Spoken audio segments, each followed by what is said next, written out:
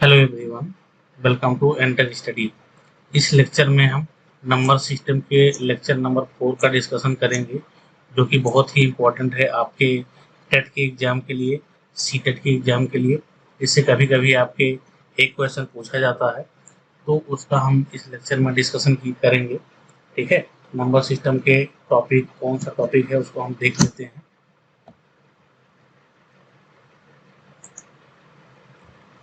तो इसके अंतर्गत हम पढ़ने वाले हैं रिमाइंडर थ्योरम। रिमाइंडर थ्योरम यानी कि शेषफल प्रमेय को हम डिस्कस करेंगे। तो टोटल हमारा जो नंबर सिस्टम में है 12 टॉपिक है, जिसमें से हम इस लेक्चर में रिमाइंडर थ्योरम यानी कि शेषफल प्रमेय का डिस्कशन करने जा रहे हैं। इसके अंतर्गत हम क्वेश्चन हमारे एग्जाम में कभी कभी छोटे छोटे क्वेश्चन भी बन जाते हैं, जिसको हम अच्छी तरीके से देखते हैं क्या उसमें क्वेश्चन में पूछे जाते हैं, कैसे हमें जल्दी से जल्दी क्वेश्चन को सॉल्व करना है, ये सारे टेक्निक को देखेंगे। तो सिंपली हम सबसे पहले रिलेशन समझते हैं क्या होता है। जैसे एक एग्जाम्पल लेके समझते हैं। 29 आपके पास है, मान लो कोई एग्जाम्पल, इसको हम 5 से डिवाइड करते हैं। ठीक है, तो आप देखेंगे कि 5 टाइम्स जा रहा है, 50-25। ठीक है, और आपके पास शेषफल कितना बना, 29 में से 25 गए 4। ठीक है, तो यहाँ पे आप देख रहे हैं कि आप जिससे भाग दे रहे हैं उसको आप कहेंगे भाजक। ठीक है, और जो आंसर आएगा यानी कि जितनी बार आप ले जाएंगे, भाग ले जाएंगे, उसे हम कहेंगे भागफल। ठीक है, और जिसमें हम भाग देंगे उसे कहेंगे भाज्य। ठीक है, और जो हमारा निकल के लास्ट में वैल्यू बचेगा, अंक बचेगा, संख्या बचेगा, उसे हम कहेंगे शेषफल। तो यहाँ से सारी चीज़ें आपको समझ में आ रहा होगा। तो यहाँ से हम एक रिलेशन देखते हैं कि अगर हम देखें 5 और 5 यानी कि भाज्य और भागफल को गुणा करें और शेषफल को ऐड कर दें, तो 25 4 29 हमारे पास भाज्य आ जाता है। ठीक है, तो यहीं से क्वेश्चन कई बार हमारे एग्जाम में पूछा जाता है। 4 चीज़ें हमारे पास है यहाँ पे, 3 चीज़ें दे करके चौथी चीज़ पूछ लेता है। तो आपको डायरेक्ट ये चीज़ें आपको ध्यान में रखना है। भाजक क्या होता है, भाज्य क्या होता है, भागफल क्या होता है, शेषफल क्या होता है। ठीक है, तो उसको हम फार्मूले के रूप में अरेंज करते हैं। जैसे भाज्य इक्वल टू क्या है, भाजक इंटू भागफल प्लस शेषफल। भाज्य को कहते हैं डिविडेंड और भाजक को कहते हैं डिवाइजर, भागफल क्वोशिएंट प्लस रिमाइंडर रिमाइंडर। ठीक है, तो ये फार्मूला आप नोट डाउन कर सकते हैं और ये कंसेप्ट को याद रख सकते हैं। यहाँ पे आपको एक रिलेशन और देखने को मिल रहा है भाजक और शेषफल में। तो आप यहाँ से एक रिलेशन देख रहे हैं कि भाजक शेषफल से बड़ा है, और ये रूल्स हमेशा अप्लाई होगा। कभी भी आपको शेषफल पूछा जाए, रिमाइंडर पूछा जाए, तो आंसर वही आंसर आपको जब तो पूरा सिंप्लीफाई करना है, लास्ट में जो शेषफल निकल के आए वही आपको आंसर मार्क करना है। यानी कि आप अक्सर देखेंगे जो शेषफल रहेगा वो हमेशा भाजक से छोटा होगा। तो ये पॉइंट आप नोट में लिख सकते हैं, शेषफल कभी भाजक से बड़ा नहीं होता है। ये पॉइंट आप नोट कर लेना। आपको तब तक सॉल्व करना है आंसर, तब तक शेषफल कैलकुलेट करते जाना है जब तक कि शेषफल जो है वो भाजक से कम ना हो जाए। ठीक है, तो आगे हम बढ़ते हैं, कुछ कंसेप्ट देखते हैं इस पे बेस्ड। देखिए, ऐसे क्वेश्चन आपके एग्जाम में पूछ लिया जाता है, एसएससी का एग्जाम या कोई भी एग्जाम हो, ये क्वेश्चन बहुत पॉपुलर क्वेश्चन है, तो इसको आप ध्यान रखिए। क्योंकि अभी आपका टेट का एग्जाम जो है उसमें एक दो टाइप के क्वेश्चन शेषफल में पूछे गए हैं, जिसको मैं आपको डिस्कस करूंगा, बताऊंगा कैसे क्वेश्चन पूछा गया है। लेकिन अभी धीरे धीरे पैटर्न जो है डिफिकल्ट लेवल पे जा रहा है। आसान चीज़ों से क्वेश्चन डिफिकल्ट पे जाएगा। डिफिकल्ट क्या है, आसान क्वेश्चन ही है। अन्य एग्जाम में कई बार रिपीटेड हुए हैं ऐसे क्वेश्चन, तो ये भी आपके एग्जाम के लिए इंपॉर्टेंट बनते हैं। तो इसलिए मैं आपको यहाँ से डिस्कस कर रहा हूँ। यदि किसी संख्या को 342 से विभाजित किया जाता है तो शेष 47 आता है। यदि उसी संख्या को 18 से विभाजित किया जाए तो शेष क्या होगा। सबसे पहले बहुत ही लोग सबको पता होगा, बहुत लोगों को पता होगा ये। ऐसा क्वेश्चन जब आता है तो हम सीधे सीधे क्या करते हैं, जो हमारे पास शेष आता है इसी को नई वाली संख्या से हम भाग दे देते हैं और कह देते हैं हमारे पास शेषफल यही होगा, उत्तर यही होगा। यानी कि हम कह देते हैं 47 डिवाइड बाई 18, और जब हम इससे भाग देते हैं तो हमारे पास 18 दूना 36, हमारे पास रिमाइंडर क्या आ गया 11, हमारे पास रिमाइंडर 11 आ गया, यही हमारा उत्तर। ऐसे हम शॉर्ट कट में बहुत तेजी से कर देते हैं, लेकिन ये कहाँ से निकल के आता है आपको ये भी पता होना चाहिए, ताकि आप क्वेश्चन को अच्छी तरीके से समझ पाए। जैसे देखिए, अगर हम मान लेते हैं वो संख्या क्या है जिसको हम 342 से भाग दे रहे हैं, वो संख्या को हम मान लेते हैं x है, ठीक है, और हम सपोज मान लेते हैं n टाइम्स जाता है, तो हमारे पास शेषफल आ जाता है 47, जैसा कि क्वेश्चन में दिया है। अब यहाँ पे हम अगर देखें जो फार्मूला भी बनाए थे, तो क्या होता है भाज्य इनटू भागफल, ठीक है, और प्लस शेषफल, यही क्या होता है हमारी संख्या होती है जिसको भाग दे रही है। तो आपसे आपको यहाँ से आपको क्या मिल गया, आपको संख्या मिल गई, ठीक है। अब कह रहा है इसी संख्या को 18 से विभाजित किया जाए तो शेष क्या होगा। अब इसी संख्या को यानी कि 342 को इंटू n प्लस 42 को आपको डिवाइड करना है 18 से और बता देना है शेषफल क्या है, ठीक है। तो सॉरी, इस कंडीशन में आप देखेंगे तो 18 से जो ये वाला पार्ट है पूरा पूरा कट रहा है, यानी कि 18 करने में 18 और 16 बचेगा 112, 18 ही 112, पूरा पूरा ये कट रहा है। तो आपको अब 42 में देखना पड़ेगा क्या शेष बचेगा। तो 18 से जब आप इसको भाग करेंगे तो आपको शेषफल पता चल जाएगा। तो यानी कि 42 डिवाइड बाई 18 करेंगे तो आपके पास क्या आ गया, आपके पास रिमाइंडर आ गया 11, यही आपका आंसर। तो ये आपका लॉन्ग मेथड है, ठीक है। तो शॉर्टकट में सब लोग क्या समझते हैं, एक बार आप क्रॉस चेक कर लेना, जब कभी भी ऐसा एग्जाम में क्वेश्चन आपके पूछा जाए तो आप ये देखेंगे ये दूसरी संख्या दी जाती है, पहली वाली जो संख्या रहती है ये हमेशा इससे डिविजिबल रहती है, तभी इस टाइप के क्वेश्चन आपको आप बना पाएंगे, तभी इस प्रकार का क्वेश्चन पूछा जाएगा। हमेशा ये 18 से जो है 342 डिविजिबल रहेगा, तो आप सीधे सीधे क्या करेंगे 18 से 47 को डिवाइड करके निकाल देंगे कि हमारा शेष क्या होगा, ठीक है। तो आशा करते हैं क्वेश्चन आपको समझ में आया होगा। आगे हम बढ़ते हैं नेक्स्ट क्वेश्चन के लिए। इसमें हम कंसेप्ट देते हैं ऋणात्मक शेषफल, यानी कि कंसेप्ट ऑफ निगेटिव रिमाइंडर। तो ऋणात्मक शेषफल क्या होता है, हम इसको अच्छी तरीके से डिस्कस करते हैं। बेसिकली जो हमारा निगेटिव रिमाइंडर यानी कि ऋणात्मक जो शेषफल है उसका कोई अस्तित्व नहीं है, यानी कभी भी अगर कोई आपसे पूछता है तो आपको निगेटिव में शेषफल नहीं बताना है, यानी कि ऋणात्मक शेषफल नहीं बताना है। इसका हम कंसेप्ट इसलिए देख रहे हैं क्योंकि हमारे क्वेश्चन को ये सॉल्व करने में इसको आसान बनाता है, ठीक है। तो इसलिए हम यहाँ पे देख रहे हैं।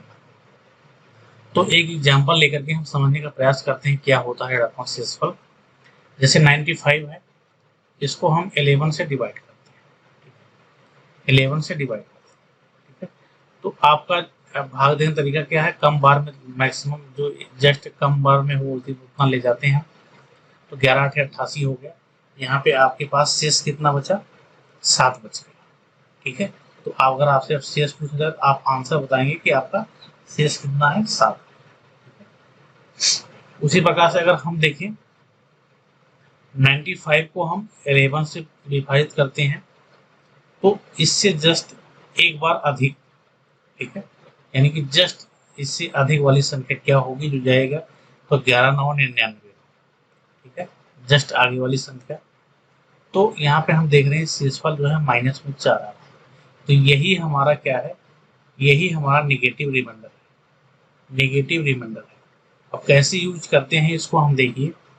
जैसे अभी अभी हमने भाग दिया 95 को 11 से भाग दिया तो हमारे पास एक रिमाइंडर आया 7, ठीक है, दूसरा रिमाइंडर आया -4। तो आपको -4 आंसर नहीं करना है, आपका जो आंसर है वो 7 ही है, जो करेक्ट आंसर है वो 7 है। तो हम निगेटिव क्यों पढ़ रहे हैं, माइनस में जो हमारे पास शेष आता है, शेषफल आता है, उसमें हम जिससे भाग देते हैं यानी कि भाजक, उसमें अगर हम ऐड कर दें तो हमारे पास 11 में से 4 घटाएंगे तो क्या आएगा, 7 आ गया, यानी कि जो हमारे पास करेक्ट रिमाइंडर है वो आ जाता है।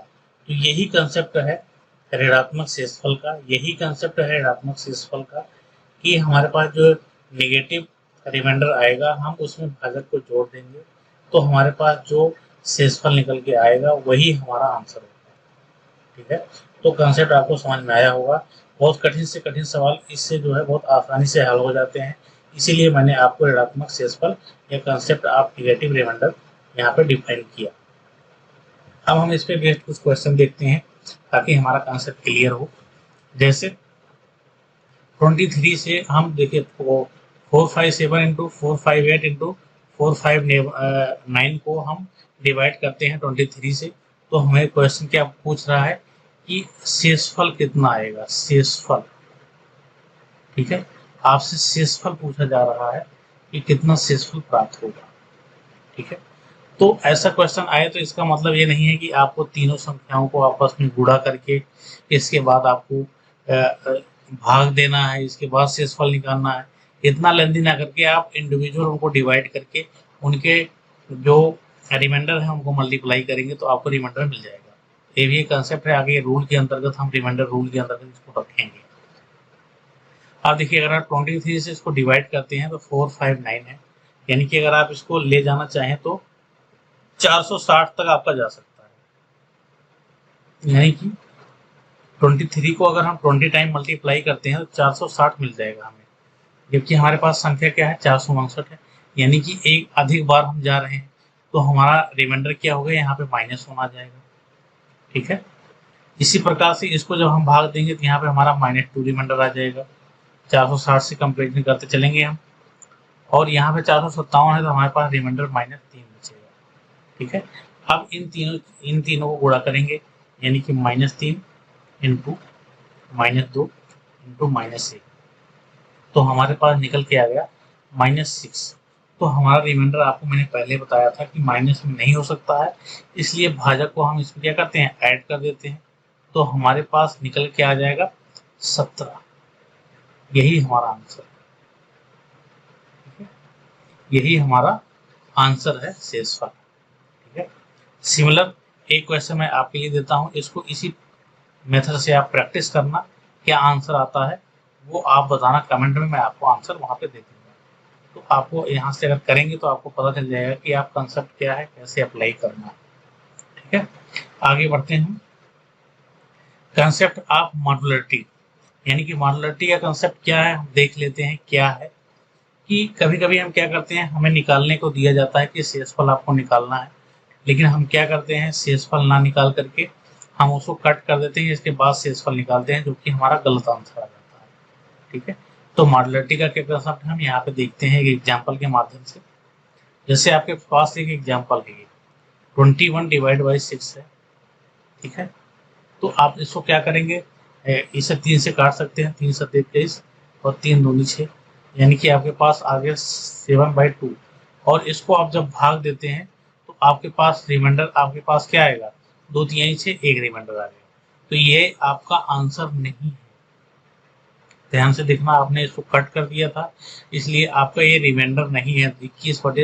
21/6 का रिमाइंडर आपको फाइंड आउट करना था, तो 21/6 का रिमाइंडर एक नहीं होगा। जब कभी हम कट कर देंगे किसी संख्या को, जिससे हम कट करेंगे, जितनी बार जिस संख्या से हम कट करते हैं उसी को हम मल्टीप्लाई कर देते हैं। जैसे हमने 3 से कट किया था, ठीक है, 3 से देख के 3 दूनी 6, 3 से हमने इसे कट किया था, तो लास्ट में हम रिमाइंडर से जाकर के 3 से मल्टीप्लाई कर देंगे, यानी कि यहाँ पे 3 से मल्टीप्लाई कर देंगे तो हमारे पास रिमाइंडर आ गया 3। यही हमारा आंसर है, इसी को हम कहते हैं कंसेप्ट ऑफ मॉड्युलरिटी। यानी कभी भी हम किसी को कट करेंगे, सिंप्लीफाई करेंगे, तो लास्ट में हम उसको जाकर के उतने से मल्टीप्लाई कर देंगे। चूंकि आपको एग्जाम्पल के माध्यम से मैं समझाना चाहता हूँ, देखिए जैसे अगर आप कोई संख्या है x, आप उसको सपोज 6 से डिवाइड कर रहे हैं, ठीक है, और आपका भागफल n आ रहा है, ठीक है, और रिमाइंडर सपोज मान लो r आ रहा है। ठीक है, यहाँ से अगर आप संख्या देखें x इक्वल टू क्या हो जाएगा, 6n प्लस r, ये हो गया। अब आप संख्या को सिंप्लीफाई कर दे रहे हैं, ठीक है, संख्या को आप सिंप्लीफाई कर दे रहे हैं, तो उस कंडीशन में क्या होगा, जब आप संख्या को सिंप्लीफाई कर देंगे तो यहाँ पे आप डिवाइड कर देंगे, और जब डिवाइड कर देंगे तो लास्ट में ये डिवाइडेशन क्या हो जाएगा, रिमाइंडर में जाके मल्टीप्लाई हो जाएगा। ठीक है, तो इस चीज़ों को आपको ध्यान में रख के चलना है। कंसेप्ट ऑफ मॉडुलरिटी क्या है, अगर कोई भी आपको फ्रैक्शन दिया जाता है और उसमें आपको शेष पूछा जाता है और वो कट रहा तो आप काट दीजिए, लेकिन ध्यान रखिए किस से दोनों को काटे हैं, किस अंक से काटे हैं, किस संख्या से काटे हैं। लास्ट में आपका जो रिमाइंडर आएगा उसी संख्या से आप मल्टीप्लाई करेंगे तो आपको रियल रिमाइंडर मिल जाएगा, जो कि 21/6 का है। ठीक है, तो ये है कंसेप्ट ऑफ मॉडुलरिटी। आगे बढ़ते हैं, हम देखते हैं शेषफल का नियम। यहाँ से कुछ नियम है जो हमारे एग्जाम में डायरेक्टली बनते हैं, उनको हम समझ पाएंगे तब अच्छी तरीके से, अगर हम इसको ध्यान में रखते हैं तो।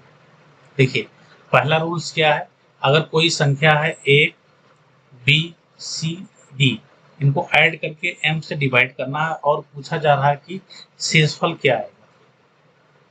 आपसे शेषफल पूछा जा रहा है, क्वेश्चन नोट करना पूरा कि यहाँ आपको शेषफल पूछा जा रहा है। ठीक है, तो शेषफल क्या होगा, आपका सपोज ए का जो है रिमाइंडर आ रहा है ए, बी का बी आ रहा है, और सी का स्मॉल सी, डी का स्मॉल डी। तो ये सारे रिमाइंडर क्या होंगे, आपस में ऐड हो जाते हैं इंडिविजुअल, और अगर वो भाजक से बड़े हैं तो फिर एक बार हम उन्हें भाग दे देते हैं। ठीक है, आपको एग्जाम्पल के माध्यम से समझाते हैं। सपोज 27 प्लस 19 है 27 प्लस 29 है, इसको हम 5 से भाग देते हैं, तो हम 5 27 को भी भाग देंगे, 5 हम 25, 2 बचा शेष। ठीक है, प्लस 5 से 29 को देंगे तो क्या होगा, 5 हम 25, 4 बचा शेष। ठीक है, तो 4 और 2 6 को ऐड कर देंगे, 4 और 2 को ऐड करेंगे तो 6 आ गया हमारे पास। अब यहाँ पे देखेंगे भाजक से बड़ा है, हमारा जो 6 आया है ये भाजक से बड़ा है, तो इसलिए हम 5 से एक बार और भाग देंगे इसको। ठीक है, अब हमारे पास क्या आएगा, शेषफल आएगा हमारे पास क्या, 1 आ गया। ठीक है, तो यही मैं समझाने का प्रयास कर रहा हूँ कि यहाँ जो m है ये इंडिविजुअल सबको भाग करेगा, इंडिविजुअल सबको भाग दे करके हमारा जो रिमाइंडर आएगा वो आपस में ऐड हो जाएगा, और आपस में ऐड होने के बाद अगर वो भाजक से बढ़ा है तो फिर एक बार हम भाजक से भाग दे करके उसे हम फाइनली शेषफल निकाल लेंगे।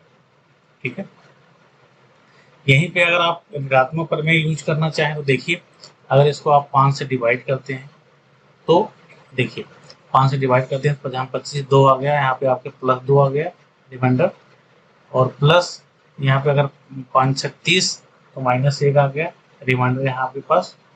इन दोनों को ऐड करेंगे तो फाइनल रिमाइंडर आपके पास क्या निकल के आया, एक डायरेक्ट आंसर आ गया। तो आप अगर ये देख रहे हैं कि अगर आप ऋणात्मक शेषफल यानी कि निगेटिव रिमाइंडर का यूज कर रहे हैं तो आपको आंसर कितनी तेजी से मिल जाएगा, इसीलिए मैंने आपको कंसेप्ट बताया था नेगेटिव रिमाइंडर का। ठीक है, अब रूल सेकंड को हम देखते हैं। रूल सेकंड क्या है, अगर एक संख्या ए है, बी है, सी है, डी है, तीनों मल्टीपल में है और उसको एक संख्या है भाज्य जिसे हम एम से डिवाइड कर रहे हैं। अब मान लेते हैं कि जो रिमाइंडर है हमारा, इस कैपिटल ए का स्मॉल ए है, कैपिटल बी का स्मॉल बी, कैपिटल सी का स्मॉल सी, कैपिटल डी का स्मॉल डी, तो इनके जो रिमाइंडर आएंगे वो भी आपस में मल्टीपल हो जाएंगे, तो वही हमारा आंसर होगा। यदि वो हमारे भाजक से अधिक हैं तो हम दोबारा भाजक से भाग दे करके रिमाइंडर को फाइंड आउट करेंगे। ठीक है, ये हमारा रूल नंबर 2। अब एक एग्जाम्पल के माध्यम से समझते हैं। देखिए, सपोज इसको 5 से हम डिवाइड कर रहे हैं तो यहाँ से हमारा रिमाइंडर क्या आएगा, 50 25 2 शेष आया।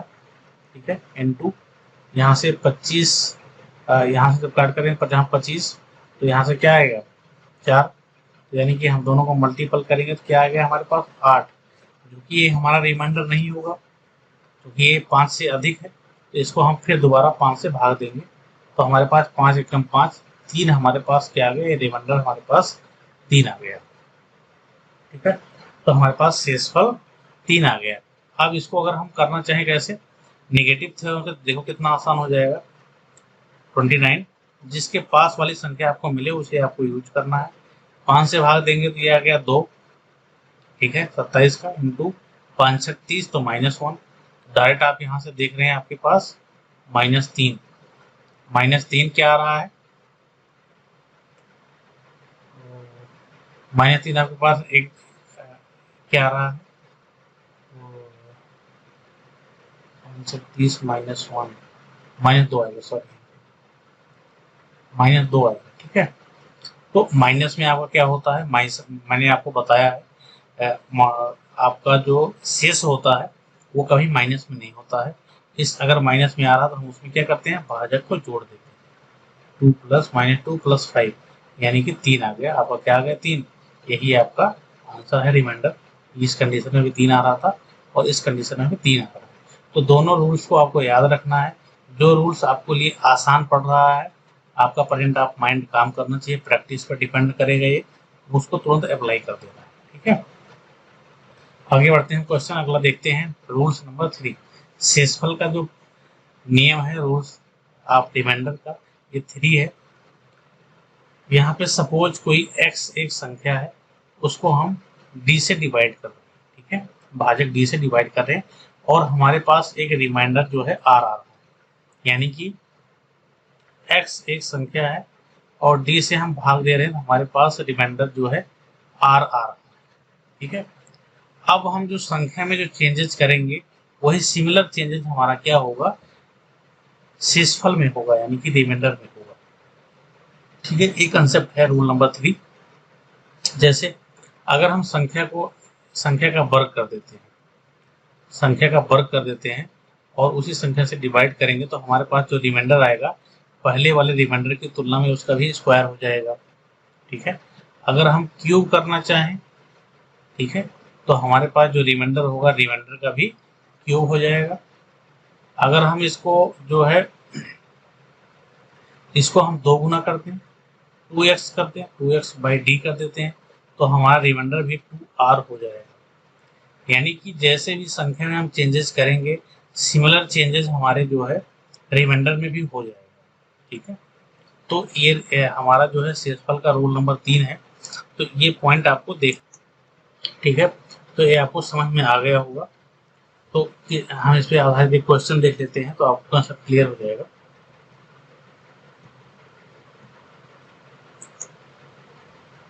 देखिए, यदि किसी संख्या को 13 से विभाजित किया जाता है तो शेष 11 आता है। यदि इस संख्या के वर्ग के 2 गुना को इसी भाजक द्वारा विभाजित किया जाता है तो शेष क्या होगा। सिमिलर कंसेप्ट है, यानी कि अगर कोई संख्या है उसको 13 से डिवाइड किया जा रहा है, ठीक है, और आपके पास रिमाइंडर जो है क्या आ रहा है, 11 आ रहा है। यानी कि कोई संख्या है उसको आप 13 से भाग दे रहे हैं, आपके पास रिमाइंडर जो है 11 आ रहा है। अब क्या कह रहा है, यदि इस संख्या के वर्ग के दुगुना को इसी भाग द्वारा विभाजित किया जाए, ठीक है, तो यानी कि क्या कह रहा है, वर्ग के दुगुने को 13 से ही डिवाइड किया जाए तो रिमाइंडर क्या होगा। तो कॉन्सेप्ट मैंने बताया कि जैसे हम संख्या में जो हम चेंजेस करते हैं, सेम चेंजेस हमारे रिमाइंडर में हो जाता है। ठीक है, कैसे होता है ये भी मैं बता दूंगा। जैसे हमारे पास रिमाइंडर क्या है, 11 है, तो 11 का हम क्या करेंगे, स्क्वायर कर देंगे। ठीक है, इस संख्या के वर्ग का दुगुना है, तो संख्या का वर्ग कर दिए, तो ठीक है, इसके बाद दुगुना कर देंगे, तो हमारे पास आंसर क्या आ जाएगा, 2 इंटू 121। ठीक है, ये हमारे पास ये शेषफल आ गया। लेकिन आपको ये पता है कि शेषफल जो है हमेशा भाजक क्या है, यहाँ 13 है तो इससे कम ही रहेगा, तो यहाँ हम 13 से इसको डिवाइड करेंगे। ठीक है, 13 से हम इसको डिवाइड करेंगे, तो यहाँ पे आप देखेंगे, देखिए 121 है, 121 से अगर आप इसको 10 बार लेके चले जाते हैं, 13 में 30 होता है, 13 9 में 117 होता है। ठीक है, 117, 3 1 4, 4 यहाँ पे शेषफल बचा, 4 दूना 8, यही आपका आंसर है। आया समझ में, फिर से रिपीट करता हूँ मैं कि मैंने ये बताया, जैसे एक इसको हम देख लेते हैं, इसको हम कोई एक संख्या है, मान लेते हैं x है, इसको हम 13 से डिवाइड करते हैं और हमारे पास ये सब m बार जाता है और शेषफल हमारे पास क्या आ गया, 11 आ गया। तो इसे आप जब अरेंज करेंगे तो क्या आप कहेंगे, संख्या x इक्वल टू क्या हो जाएगा, 13 इंटू m प्लस 11। ठीक है, ये हो गया।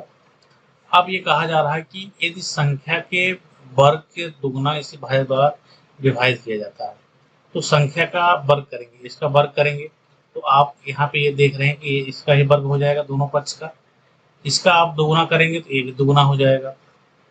ठीक है, यानी कि आप डायरेक्टली देखेंगे ये तो 13 से पूरा पूरा तो डिवाइड रहेगा, फर्क पड़ेगा इस पे।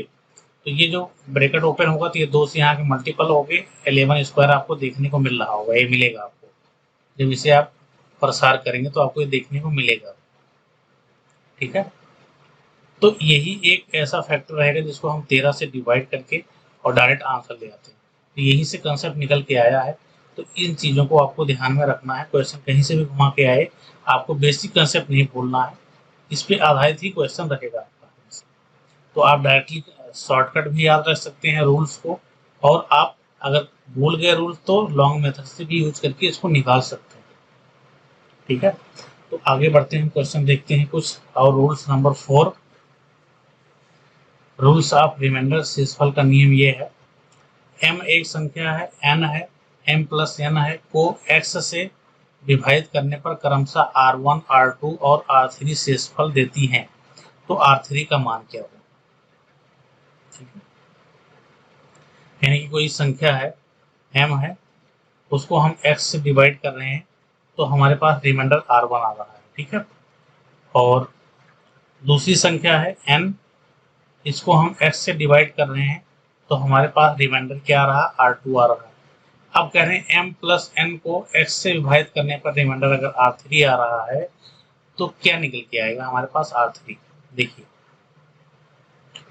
ये मैंने आपको बता रहा हूँ कि जब हम इनके ऐड करके करेंगे m plus n divide by x, तो हमारा रिमाइंडर जो है r3 है, तो r3 क्या हो जाएगा, इन दोनों का समेशन हो जाएगा। जब हम ऐड करके भाग देंगे तो हमारे पास r3 की जो वैल्यू होगी r1 प्लस r2 हो जाएगी। ठीक है, इसको आपको ध्यान रखना, यदि कोई संख्या है उसको किसी भाज्य से डिवाइड किया जाता है तो रिमाइंडर r1 आता है, दूसरी संख्या को उसी भाज्य से डिवाइड किया जाता है, रिमाइंडर r2 आता है। ठीक है, अब उन दोनों संख्याओं को जो ऐड करके उनके योग को उसी भाज्य से अगर हम विभाजित करते हैं तो हमारे पास रिमाइंडर r3 आता है। तो r3 की वैल्यू क्या होगा, दोनों जो रिमाइंडर पहले आए रहेंगे r1 और r2, उनका सम आ जाएगा, यानी कि r3 जो होगा r1 और r2 का योगफल ही हमारा होगा। क्योंकि पहले में मैंने बताया कि आपको जो संख्या में चेंजेस करेंगे सिमिलर चेंजेस आपको रिमाइंडर में देखने को मिलेगा। अब r1 प्लस r2 जो ये आएगा, r3 जिसकी वैल्यू आएगी, ये इसकी वैल्यू जो है x से कम होनी चाहिए, अगर कम नहीं है तो हम दोबारा x से भाग लेकर के शेषफल निकालेंगे। ठीक है, तो मैंने इसको आपको बार बार बता रहा हूँ कि जो शेषफल होता है हमारा हमेशा भाजक से कम होता है, अगर भाजक से अधिक है तो दोबारा हम भाजक से भाग देकर के आंसर को निकाल लेते हैं। आगे बढ़ते हैं। अब देखिए क्वेश्चन, दो संख्या है 17 से विभाजित होने पर क्रमशः 13 और 11 शेषफल देती है, यदि उन संख्या को का योग 17 से विभाजित किया जाता है तो शेषफल क्या होगा। ऐसे क्वेश्चन बहुत पूछे जाते हैं, बहुत इंपॉर्टेंट क्वेश्चन है ये, और आप इनको देख करके तुरंत मार्क कर पाएंगे। 13 है, 11 है जैसे मैंने बताया, और 17 से दोनों बार आपको भाग दिया जा रहा है, भाजक सेम है। इस कंडीशन में जो हमारा रिमाइंडर यानी कि r3 आता है, r1 और r2 दोनों को ऐड करने पे आ जाता है। तो 13 प्लस 11 ऐड करेंगे तो हमारे पास क्या आएगा, 24। लेकिन आप देखेंगे 17 हमारे पास डिवाइजर हमारे पास था, भाजक उससे क्या है अधिक है, इसलिए हम क्या करेंगे 17 से और भाग दे देंगे, हमारे पास 7 आ गया रिमाइंडर। यही हमारा आंसर है, ऑप्शन नंबर सी 7। तो ऐसे क्वेश्चन को आपको स्ट्रेटजी रखनी है, ऐसे अटेम्प्ट करनी है। ठीक है, आगे बढ़ते हैं। देखिए शेषफल का नियम, रूल्स ऑफ रिमाइंडर का हम रूल्स नंबर 5 देखते हैं।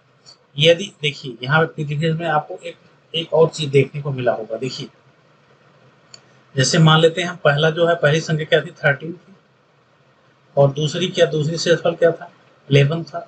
इसमें से अगर हम -17 कर दें तो हमारे पास क्या आएगा, कितना आ गया 7 आ गया, और यही 7 हमारा क्या था r3 था। ठीक है, तो यहाँ से एक कंसेप्ट बहुत इंपॉर्टेंट कंसेप्ट और हम निकाल सकते हैं कि जब कभी ऐसा क्वेश्चन पूछा जाए तो आपसे क्वेश्चन किसी भी तरह से घुमा के पूछा जा सकता है। तो R3 आपका देखिए, R3 क्या था, अभी निकल के यहाँ से क्या दिखा आपको, R1 और R2 को आपने जोड़ा था, और उसमें जो डिवाइजर यानी कि भाजक है, वो आप भाजक को आप क्या किए थे, भाजक इसमें से घटा दिए थे।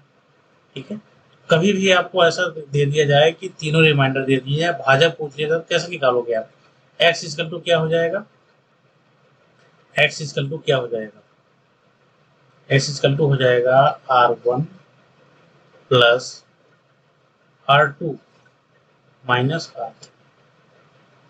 बहुत ही इंपॉर्टेंट कंसेप्ट निकल के आएगा यहाँ से। ये सिमिलर कंसेप्ट आगे हम देखने वाले हैं। इन सारे कंसेप्ट को आप अच्छे से नोट करते जाएंगे तो आप देखेंगे आपका रिमाइंडर थ्योरम, आपके शेषफल से संबंधित सारे क्वेश्चन कितने इजीली सॉल्व हो जा रहे हैं। अब यहाँ पे क्वेश्चन अगर कभी भी चेंज करता है, तीनों रिमाइंडर आपको देते हैं और भाजक पूछा जाता है, यानी डिवाइजर पूछा जाता है, तो सीधे सीधे आप पहले दोनों रिमाइंडर को ऐड करके तीसरा वाला उसमें घटा देंगे तो आपको तुरंत भाजक यानी कि डिवाइजर मिल जाएगा। अगला नियम इसी पे आधारित है। कोई संख्या m है, दूसरी संख्या mn है, दोनों का ऐड जो है m प्लस n है, तो x से अगर हम विभाजित करते हैं, हमारे पास क्रमशः R1 R2 और R3 शेषफल आता है, तो हमें x बताना है, x क्या है। ठीक है, तो मैंने आपको भी बताया कि इस कंडीशन में हमारे पास क्या आ जाएगा, x इक्वल टू क्या आ जाएगा, R1 plus R2 minus R3। बहुत ही इंपॉर्टेंट कंसेप्ट है, ये बहुत ही इंपॉर्टेंट कंसेप्ट है, इसको आप याद कर सकते हैं। तो आपको एक फॉर्मूला याद करना है, उसी से दोनों फॉर्मूला आपको निकल रहा है, आप ये देख पा रहे होंगे। क्वेश्चन देखते हैं। जब किसी संख्या को एक निश्चित भाजक द्वारा विभाजित किया जाता है, ठीक है, फिक्स्ड डिवाइजर है, और इसके बाद क्या कहता है कि शेषफल, तो शेषफल 43 आता है, तो पहले कंडीशन में। अब किसी अन्य संख्या को, दूसरी संख्या को हम भाग देते हैं तो उसी भाजक द्वारा, तो हमारे पास शेषफल क्या आता है, 34। यदि दोनों संख्याओं का योग उसी भाजक से विभाजित करते हैं तो हमारे पास शेषफल क्या आता है, 17 आता है। तो भाजक क्या होगा, आपसे डिवाइजर पूछ लिया है, कैसे निकालेंगे। तो अभी भी मैंने आपको बताया, जो आपका भाजक है x, वो कैसे निकलेगा, दोनों को जोड़ेंगे, 43 प्लस 34 और माइनस 17। तो यहाँ से आपका क्या आ जाएगा, 43 प्लस 17। तो यहाँ से आप देख रहे हैं आपके पास आंसर क्या है, यही आपका भाजक होगा। तो क्वेश्चन कैसे भी पूछा जाए आप उसको कर सकते हैं, बशर्ते आप क्वेश्चन को कितनी अच्छी तरीके से प्रैक्टिस किए हैं, कितनी अच्छी तरीके से उसको देखे हैं कि क्या रूल्स अप्लाई हो रहा है। देखो, मैथमेटिक्स अगर आपको अच्छे से कंप्लीट करना है, बहुत ही अच्छी तरीके से समझना है, तो उसके लैंग्वेज को आप अच्छे तरीके से पकड़िए, ज़्यादा से ज़्यादा क्वेश्चन प्रैक्टिस कीजिए, बहुत सारे क्वेश्चन को पढ़िए, हटिए मत। अच्छे से अगर आप समझ लेंगे तो सारे क्वेश्चन को बहुत आसानी से सॉल्व कर पाएंगे। ये सारे क्वेश्चन एसएससी के हैं, जो बहुत बार रिपीट होते हैं, वही क्वेश्चन को मैं आपके सामने डिस्कस कर रहा हूँ। ठीक है, तो एक क्वेश्चन आपके एग्जाम में भी आने की संभावना बनी रहती है। आगे हम बढ़ते हैं, शेषफल के एक प्रमेय को और हम देखते हैं, जो कि बहुत ही इंपॉर्टेंट आपके लिए बन जाता है ये प्रमेय। ठीक है, तो डिस्कस करते हैं हम रूल नंबर 6। ठीक है, देखिए x प्लस ए,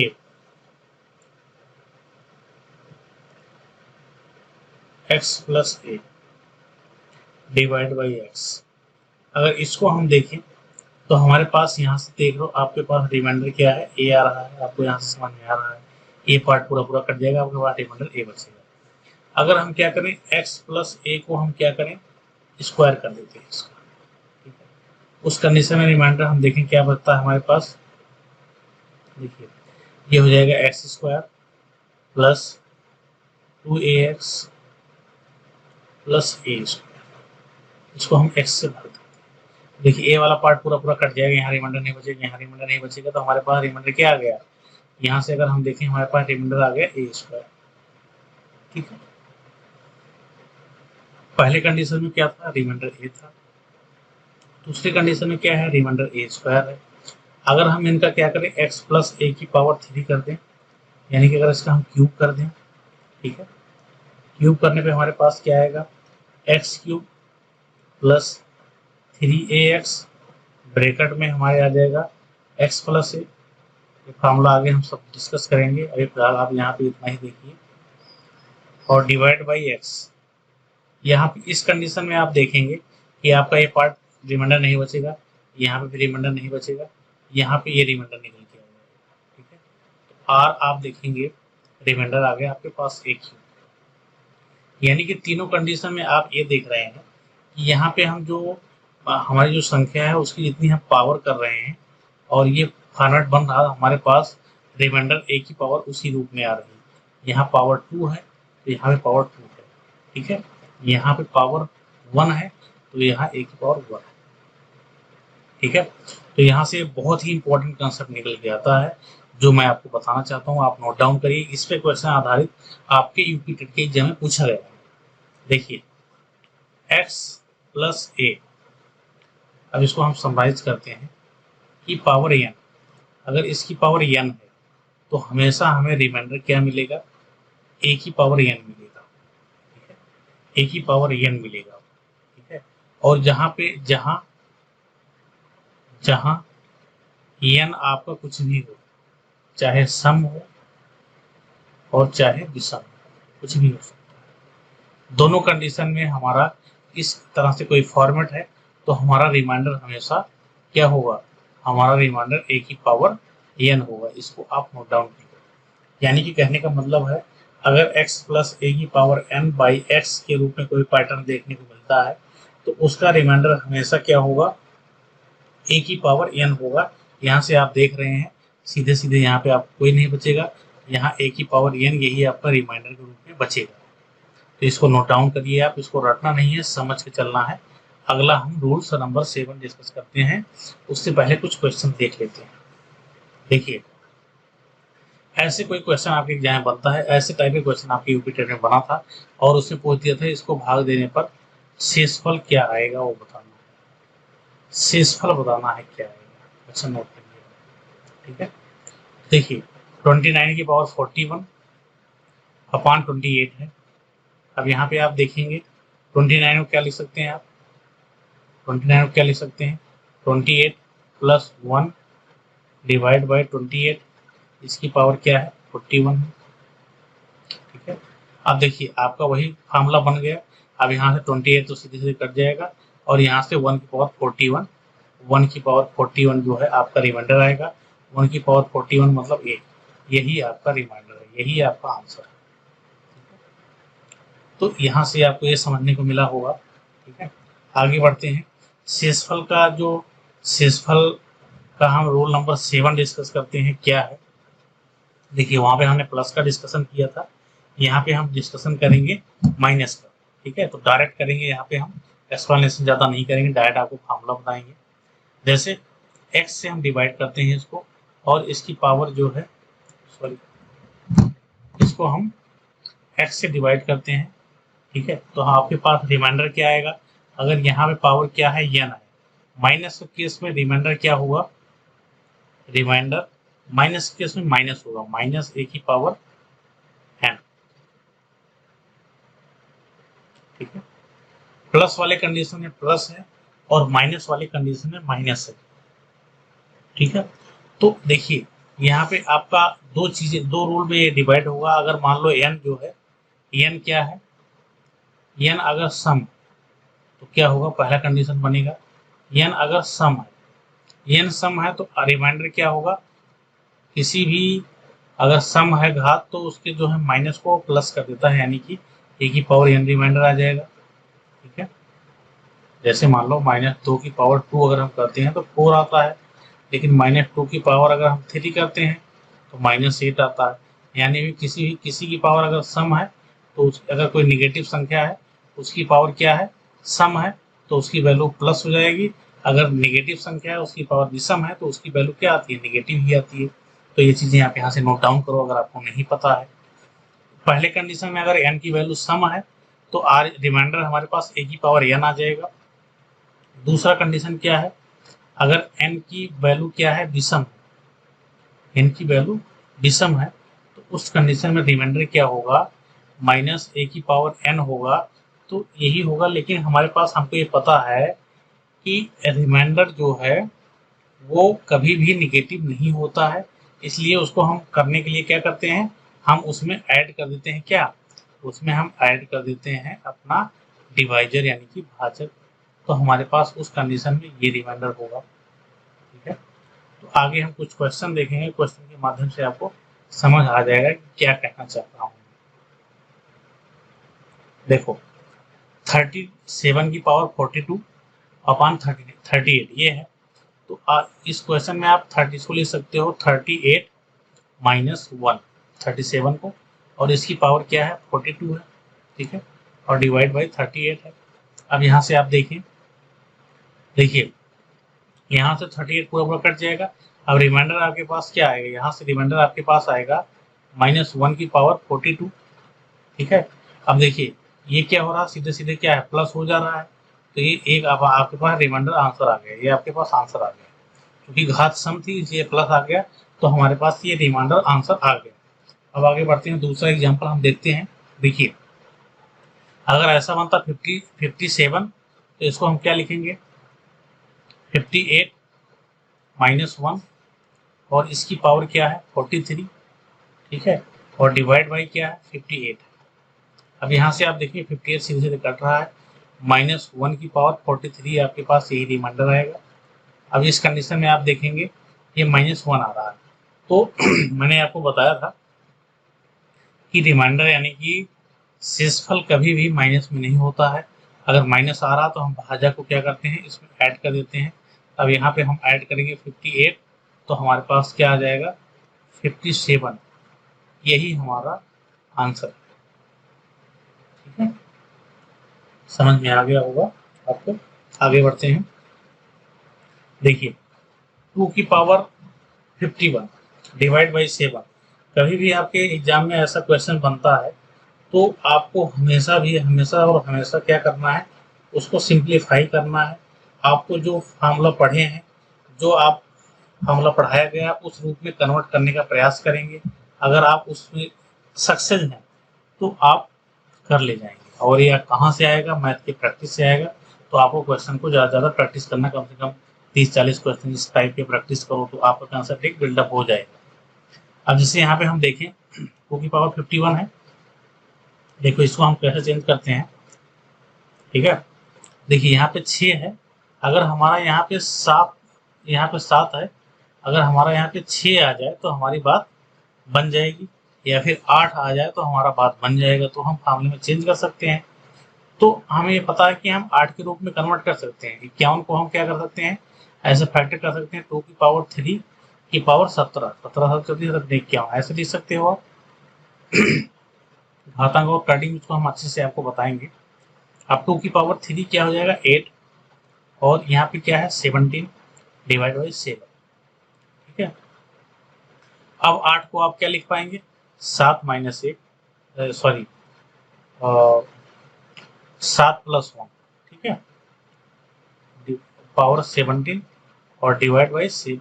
देखिए आपका फिर फार्मूला के रूप में बन गया है, तो यहाँ से रिमाइंडर आपको पता है, रिमाइंडर सीधे सीधे क्या हो जाएगा 1 की पावर 17 यानी कि 1, ये आपका आंसर है। ठीक है, तो ऐसे क्वेश्चन को अटेम्प्ट करना है आपको सिंपल। ठीक है, अब इसके बाद आपको क्वेश्चन ऐसे आ गया 3 की पावर 62 162 अपॉन 162, तो इसको आप कैसे हल करेंगे, तो आपका इसको तोड़ने का क्या टेक्निक है वो डिपेंड करता है कि आप कितने अच्छे से इसको तोड़ पाते हैं, तो उसी पे आपके डिपेंड करेगा। देखो ऐसा क्वेश्चन जब आए, कभी भी आपको देख रहा है कुछ ना बन रहा हो, तो इस क्वेश्चन में आप क्या करेंगे, इसको आप तोड़ने का प्रयास करेंगे कि ऐसा हम तोड़ दें ताकि हमारा जो है नीचे की संख्या जो है वो सिंप्लीफाई हो जाए, क्योंकि 162 से आपको भाग देना है तो यहाँ पे आपके लिए डिफिकल्ट हो रहा है। तो आप इसे देखें हम कैसे तोड़ सकते हैं। देखिए कैसे तोड़ सकते हैं आप, 3 की पावर 162 है अपॉन 162 है।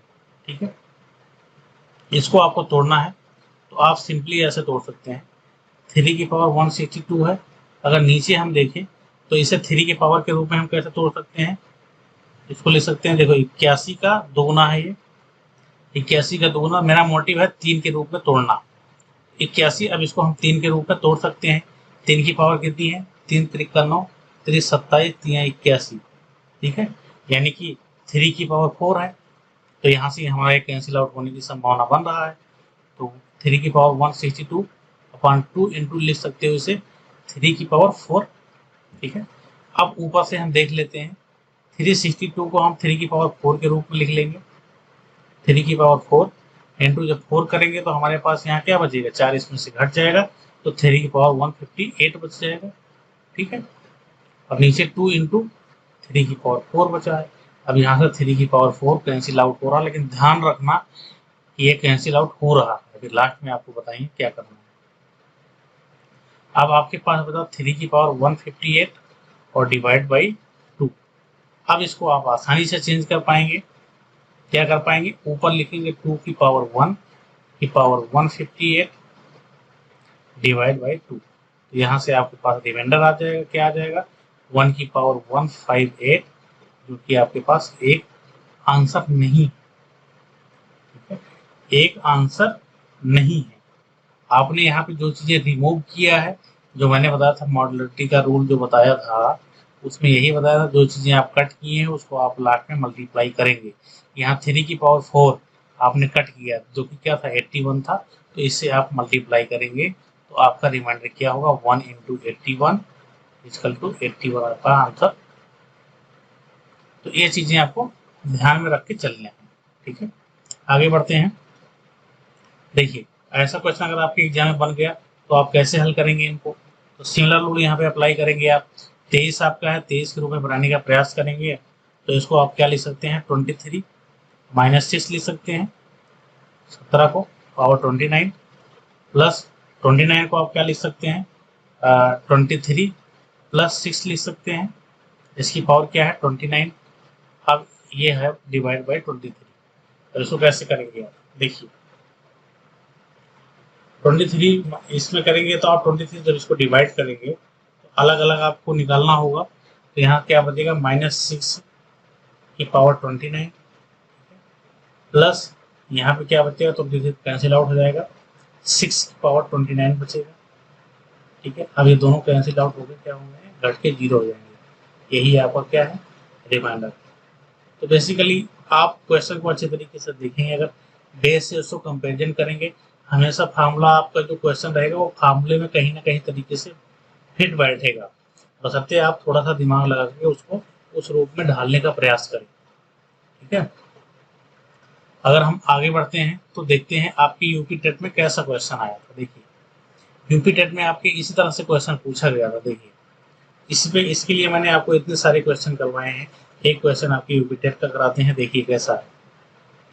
13 की पावर 50/14, इसका आंसर पूछा था कि इसका शेष क्या होगा। तो आप क्या करेंगे, इसको सिंपली क्या करेंगे, 14 माइनस 1 की पावर कितनी होगा, 50 होगा,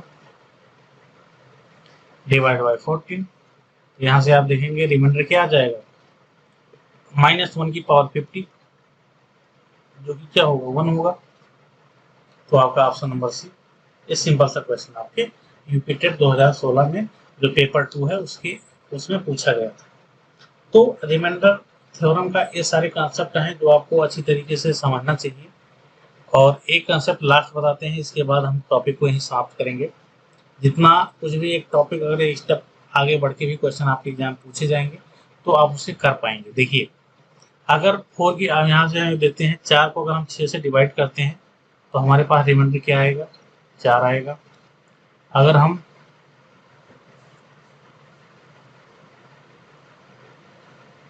4 जो 16 को डिवाइड करते हैं 6 से, 6 दूनी 12, रिमाइंडर 4 आएगा। अगर हम 4 4 4 14 16 चौके 64, 64 को 6 से डिवाइड करेंगे, ठीक है, तब भी आपके पास रिमाइंडर क्या आ रहा है, 4, 6 दाम 60, ठीक है। तो आप ये यहाँ से देख रहे हैं कि अगर 4 की पावर कुछ भी हो, 4 का मल्टीपल अगर अंश में है और हम 6 से डिवाइड करते हैं, यानी कि भाजक 6 हो, तो हर कंडीशन में हमें रिमाइंडर 4 मिलता है। तो यहाँ से आप एक कंसेप्ट नोट कर सकते हैं, कभी कभी आपके क्वेश्चन को बहुत शॉर्ट कर देगा ये, कि अगर 4 की पावर कुछ भी हो, 4 की पावर चाहे सम हो चाहे विषम हो, ठीक है, तो हम ये देखते हैं कि हमारे पास रिमाइंडर हमेशा 4 बचता है, तो 4 की पावर कुछ भी अगर हम 6 से डिवाइड करते हैं तो रिमाइंडर हमारा 4 ही आएगा उत्तर। तो डायरेक्ट हम यहाँ से आंसर भी मार्क कर सकते हैं। ठीक है, तो ये रहा। तो इस तरह से आपका टॉपिक कंप्लीट होता है। आप अच्छे तरीके से इसका नोट्स बनाइए और पढ़ाई करिए। आप प्रैक्टिस करेंगे और देखेंगे आपके मैक्सिमम क्वेश्चन जो है इसी कंसेप्ट पे मिल रहे हैं। इससे अधिक आपके टेट, यूपी टेट या किसी भी स्टेट के टेट है रिमाइंडर पे, थ्योरम पे आधारित क्वेश्चन इससे ज़्यादा नहीं पूछा जाता है और ना ही पूछा जाएगा, चूँकि और सारे लेवल्स बहुत हाई हो जाते हैं। उनको हम, अगर आपको पढ़ना है तो एक सेपरेट लेक्चर हम बनाएंगे जो एसएससी सीजीएल के लिए होगा, तो वहाँ से आप कंप्लीट कर पाएंगे। ये यूपी टेट और सी टेट के किसी भी एग्जाम के लिए इतना मोर देन सफिशियंट है। ठीक है, तो इस लेक्चर को हम यहीं पे समाप्त करेंगे। तब तक के लिए आप नोट्स बनाइए, पढ़ते रहिए, खुश रहिए। Bye bye, take care, thanks for watching this video.